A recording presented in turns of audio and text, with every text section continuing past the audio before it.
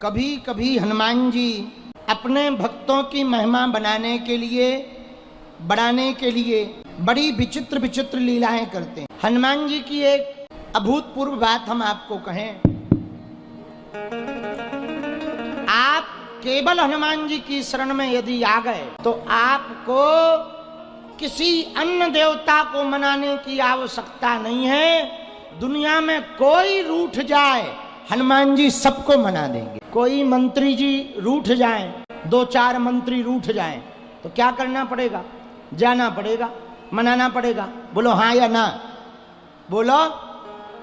अलग अलग जाओगे, हम मानेंगे नहीं मानेंगे कोई ठिकाना थोड़ी है। उल्टा सीधा भी कहेंगे, बातें भी सुनाएंगे, गालियां भी बकेंगे। जो आपने उपद्रव किया होगा उस आधार पर भी आपको उल्टा सीधा कहेंगे। बोलो हाँ या ना? बोलो। लेकिन यदि मुख्यमंत्री जी को ही मना लिया जाए कि अब ये तो गड़बड़ा गए, आप संभाल दो, तो आपको अलग अलग मंत्रियों के पास जाने की आवश्यकता।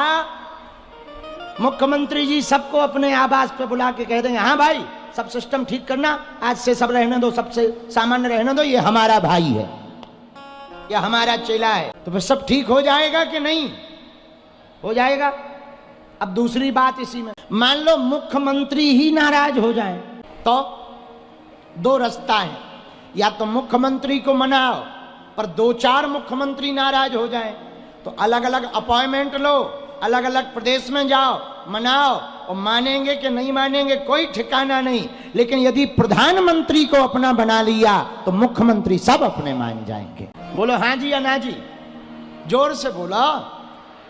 बोलो हाँ जी या ना जी? उसी प्रकार अलग अलग देवताओं की पूजा करोगे, देवता मानेंगे नहीं मानेंगे, क्या पूजा में दोगे, उन्हें क्या पूजा में चाहिए, बिगड़ जाए, नाराज हो जाए, कौन लफड़ों में पड़े, एकमात्र हनुमान जी की तुम पूजा कर दो। उनसे ही कह दो कि अमुक अमुक देवता को आप ही सुलटा लियो, झंझट खत्म। इसी बात पे तो गोस्वामी जी ने लिखा, और देवता चित्त न धरई और हनुमत से सर्व सुख करई। और देवता चित्त भी नहीं दे पाएंगे, ध्यान भी नहीं दे पाएंगे, पर हनुमान जी महाराज के भगत बन जाओगे तो सब सुखी हो जाएगा। बोलो सीताराम। जोर से बोलो।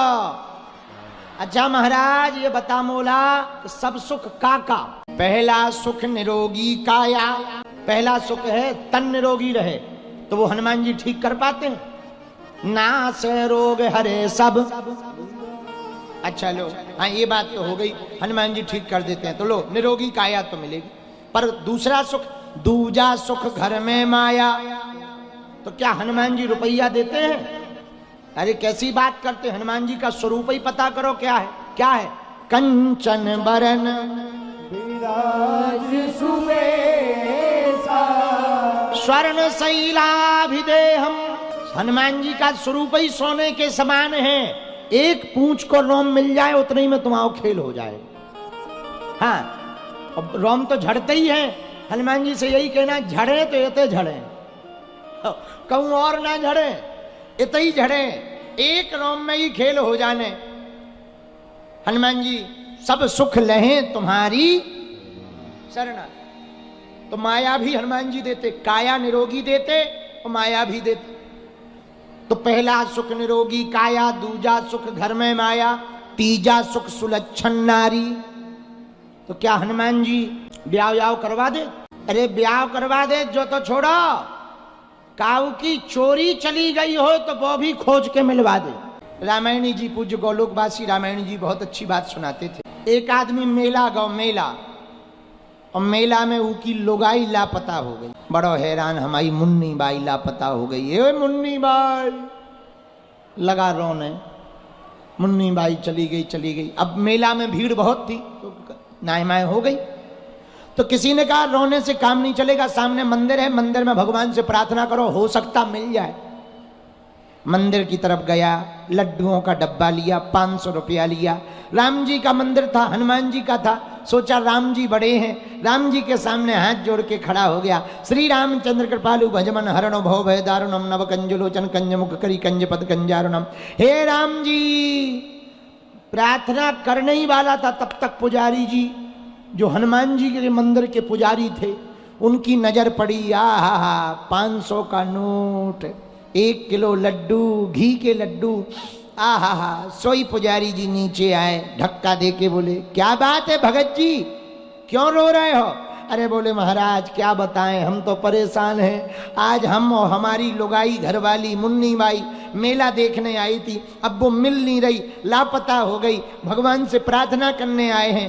पुजारी जी कान में बोले गलत जगह आ गए। बोले इनकी खुद लापता हो गई, जिनके सामने तुम खड़े हो इनकी खुद लापता हो गई थी। बोले किनकी? अरे बोले राम जी की। बोले जिनने मिलवाई है उन लो चलो। बोले किसके पास? बोले हनुमान जी महाराज के पास। विनोद की बात है, पर इसी बात से यदि जोड़ी जाए तो सही है। पहला सुख निरोगी काया, दूजा सुख घर में माया, तीजा सुख सुलक्षण नारी। हनुमान जी की कृपा से बुद्धि ठीक होती है। क्यों? बुद्धिमताम वरिष्ठम, बुद्धि के मालिक हैं, तो बुद्धि ठीक करने वाले हैं हनुमान जी। एक बात और, श्री राम जय राम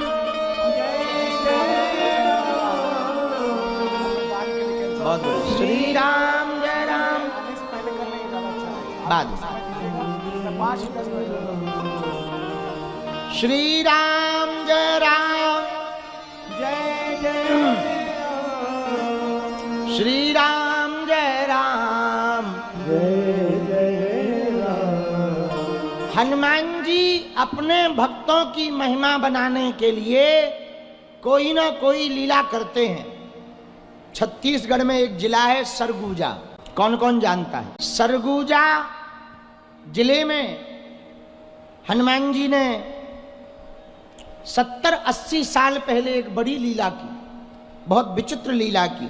सरगुजा जिले के अंतर्गत एक गांव है लमगांव। लमगांव में त्रिवेणी नामक एक व्यक्ति रहता था, बड़ा हनुमान जी का भगत था, नित्य हनुमान जी की उपासना करता। ज्यादा पुरानी बात नहीं है, 70-80 साल पुरानी बात, ज्यादा से ज्यादा 90 साल होंगे बस, इतनी। सरगुजा जिले के लमगांव में त्रिवेणी नाम के व्यक्ति जो हनुमान जी के परम उपासक थे, खूब हनुमान जी की पूजा करते थे। एक दिन स्वप्न में हनुमान जी ने कहा, सुनो, हम तुम्हारे गांव के बाहर जो पेड़ है उस पेड़ के बीच में हम फंसे हुए हैं, हमें निकालो। अब बताओ हनुमान जी कहीं फंस सकते हैं? वो बंधन खोलने वाले हैं। अब बताओ उस भगत को कह रहे हैं हम पेड़ के बीच में फंसे हैं, हमें निकालो। रात को ही वो व्यक्ति उठे, लमगांव वाले भागे भागे गए और जाकर के पेड़ के पास में पहुंचे। और ये सपना एक बार नहीं कई बार आया कि हमें निकालो, हम पेड़ के बीच में हैं, हमें निकालो, हम पेड़ के बीच में हैं। उसको लगा भ्रम होगा, पता नहीं मती मारी गई। लेकिन एक दिन उसने सोचा इतना सपना आ रहा है, एक बार देख लेने में क्या बुराई है। कुल्हाड़ी लेकर के गया और जैसे ही वृक्ष को काटा तो बीच पेड़ के मध्य में हनुमान जी की मूर्ति प्रकट भई। बीच पेड़ के मध्य में बीच में हनुमान जी की मूर्ति प्रकट भई।